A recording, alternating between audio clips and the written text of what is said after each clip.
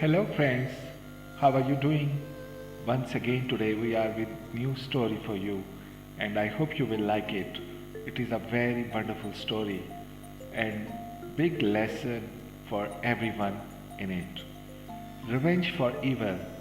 Ignorant fool. Once again he was taunted with the same words. Get out of here. Hearing this from his uncle's mouth, Naim felt like bursting into tears, but he restrained himself and walked away. Today, by mistake, a flower pot had broken, and for that small mistake, he had to endure such bitter insult. Naim was a very serious boy. Tragically, his parents had left him weeping in this world after an accident. At just 13, the shock had nearly driven him senseless. His uncle had taken him in for a time, but soon he and his wife began treating him worse than a servant. The daily scolding had worn him down. That very day, he decided to leave the house. He had no shelter, no destination. Even his parents' home had been deceitfully seized by his uncle.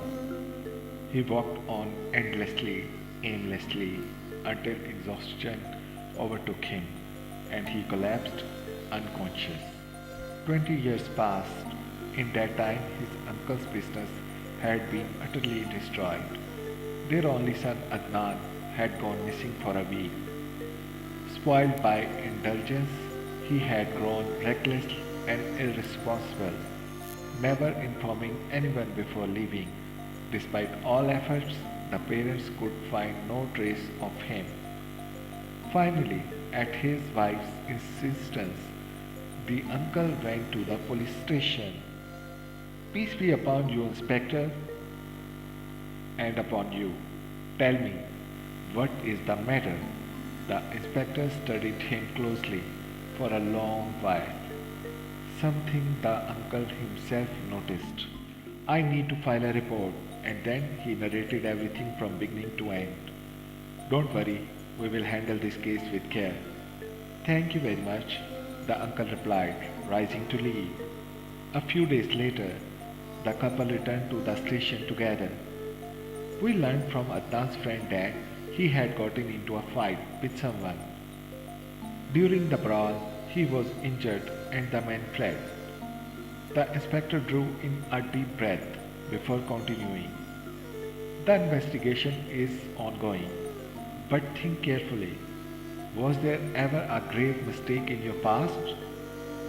The uncle and aunt exchanged startled glances. On the way home, their thoughts turned to the cruel way they had once driven their orphan nephew away.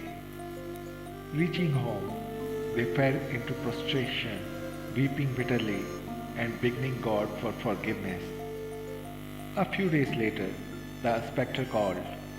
After answering the phone, the uncle shouted in joy, Wife, quickly get ready. They have found our son. The inspector has called us. Oh God, thank you, his wife whispered, clutching her shawl in gratitude. At the police station, they rushed to their son, embracing him with relief. Moments later, the inspector himself spoke.